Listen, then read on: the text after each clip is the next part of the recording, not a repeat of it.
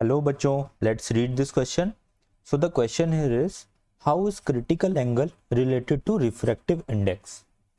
So basically आपको critical angle और refractive index के बीच में एक relationship दिखाना है, क्या होता है।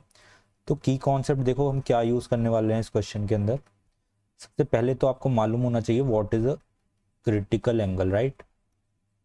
क्रिटिकल एंगल का कॉन्सेप्ट आपको क्लियर होना चाहिए और साथ में आपको स्नेल्स लॉ के बारे में पता होना चाहिए। अगर आपको ये दोनों चीज़ें पता है तो आप इजीली रिफ्रैक्टिव इंडेक्स और क्रिटिकल एंगल के बीच में रिलेशनशिप स्टेब्लिश कर सकते हो, ठीक है। सो बेसिकली हम सबसे पहले क्रिटिकल एंगल का केस देखते हैं क्या होता है।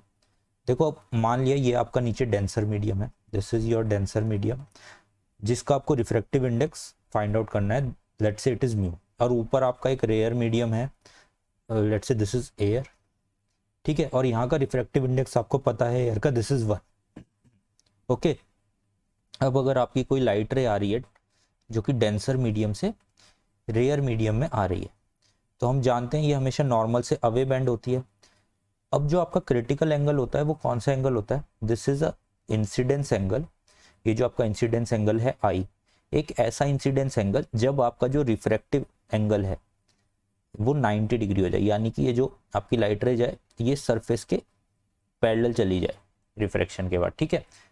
और ये जो आपका रिफ्रैक्टिव एंगल है this are will become 90 degree, तो इस एंगल को हम बोलते हैं critical angle, this is theta C. अगर आपने अब इस आई को थोड़ा सा भी बढ़ाया तो यहाँ पे क्या होगा, टोटल इंटरनल रिफ्लेक्शन होने लगेगा और ये जो लाइट रे है ये वापस इसी डेंसर मीडियम के अंदर आ जाएगी, ठीक है। ये रेयर मीडियम में नहीं जाएगी, फिर TIR की कंडीशन आपकी फॉलो होने लगेगी। सो दिस इज एक्चुअली में योर क्रिटिकल एंगल, ओके। अब हम इस क्रिटिकल एंगल और म्यू के बीच में रिलेशनशिप कैसे बिल्डअप कर सकते हैं, हमारे स्नेल्स लॉ से।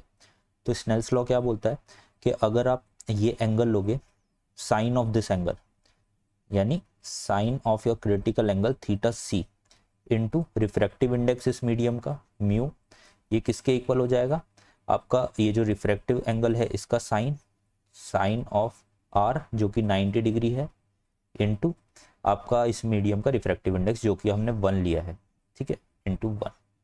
सो this is your Snell's law. अब यहाँ से आप म्यू और थीटा सी के बीच में रिलेशनशिप बना सकते हो। तो mu is equals to sine 90 आपका 1 हो जाएगा। So this right hand side will become 1 divide by sine theta C, this is sine theta C. So this is basically your relationship between mu and critical angle. So आप यहाँ पे देख रहे हो कि म्यू और थीटा सी एक दूसरे से इन्वर्सली प्रोपोर्शनल होते हैं और थीटा सी जिसमें एक साइन का फंक्शन होता है।